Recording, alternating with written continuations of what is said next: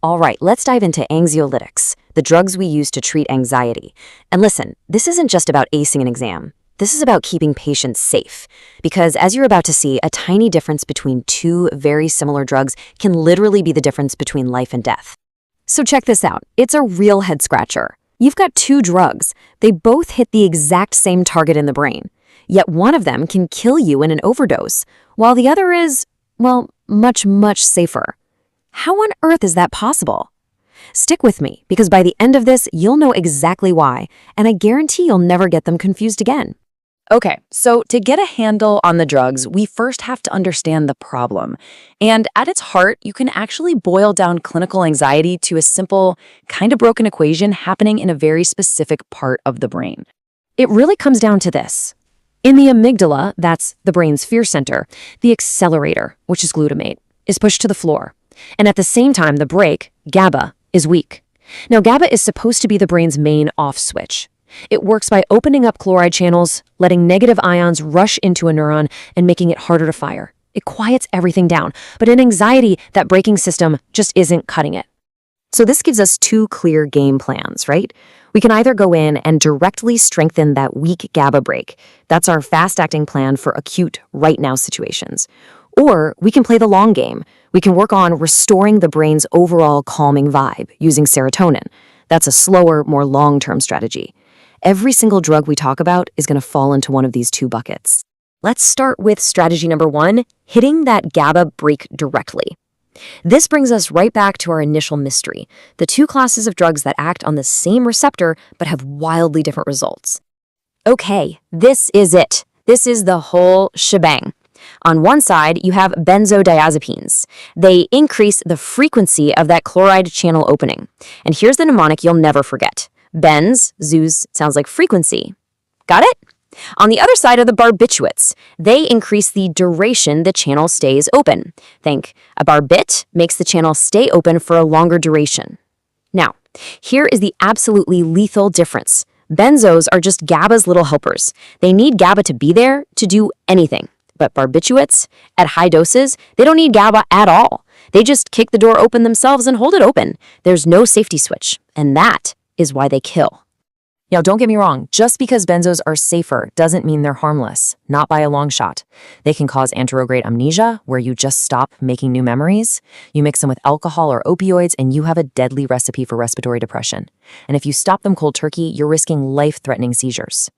The really crucial thing to remember, though, is that there is an antidote, flumazenil. That's a huge deal. Barbiturates are just on a whole other level of danger. The respiratory depression they cause is profound. And listen to this, there is absolutely no antidote. Zero. The only thing you can do is put the patient on a ventilator and hope. On top of that, they rev up the liver's enzymes, which can make other critical drugs, like blood thinners, completely useless. It's an absolute catastrophe waiting to happen.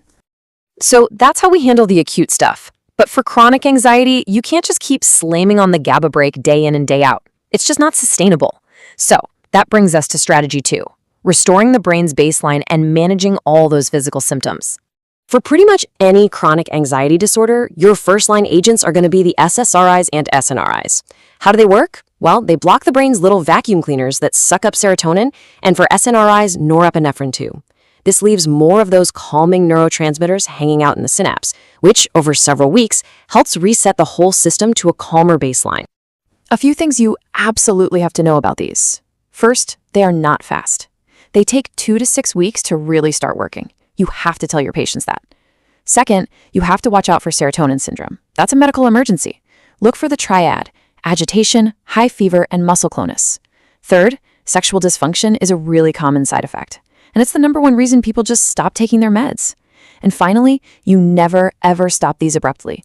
Always taper them down slowly to avoid a really nasty withdrawal.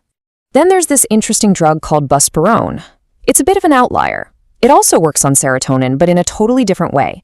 The key here is that it completely ignores GABA. What does that mean for us? No potential for abuse, no sedation, and no dangerous interactions with alcohol. It's a great option for chronic GAD, but, and it's a big but, just like the SSRIs, it's not a quick fix. It still takes about 1 to 2 weeks to kick in. You know, sometimes the worst part of anxiety isn't the worry in your head. It's the physical stuff, right? The pounding heart, the shaky hands before a big speech. For that, we have what I call somatic silencers. Propranolol is a beta blocker that basically blocks the physical effects of adrenaline, perfect for performance anxiety. And hydroxyzine is really just a potent antihistamine that can give you some quick, non-addictive sedation to take the edge off. Okay, enough theory. Theory is great, but it means nothing if you can't apply it when the pressure is on. So let's walk through a high-stakes scenario, the kind where a small gap in your knowledge could lead to a really big mistake. So picture this. A 65-year-old patient with end-stage liver cirrhosis comes in having a massive panic attack. Your first instinct might be to reach for a common benzo like diazepam, Valium. In this patient, that choice would be a catastrophic error. Their liver is so shot it can't break the drug down, and you could end up with a patient who's over-sedated for days from just one dose. So what's the right move? You remember a simple, life-saving mnemonic, the LOT rule. In a patient with a failing liver, there are 3 benzos that are safe to use. You can use a whole lot of them. That's lorazepam, oxazepam, and temazepam. Just remember LOT. And here's the beautiful pharmacology behind why that rule works. The liver metabolizes drugs in 2 main steps, phase 1 and phase 2. Think of phase 1 as the prep station, and phase 2 as the tag and bag for disposal station. Well, in liver failure, that phase 1 prep station is broken. It's out of commission. But the LOT drugs, they get to cleverly skip that broken step and go straight to phase 2, the part that still works. That's what makes them safe and predictable. We've covered a ton of ground, so let's boil it all down. I want to leave you with 3 simple, powerful rules that will lock all this information in place. Rule number 1, it's all about GABA. This solves our big mystery from the start. Benzos increase the opening frequency, barbiturates increase the duration.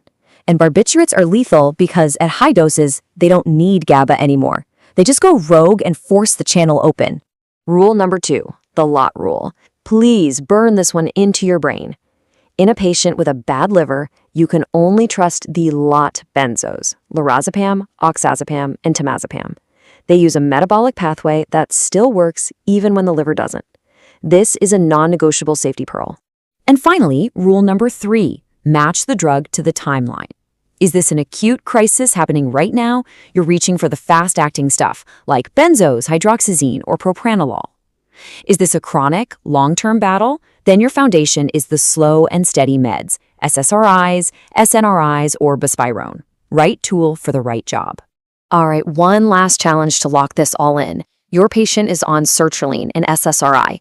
They decide to start taking St. John's wort, and a few days later, they're agitated, they have a high fever, and they're experiencing muscle clonus. I want to know 3 things. Name the syndrome, explain the mechanism, and tell me the first-line treatment. Drop your answers in the comments below. Let's see what you've got.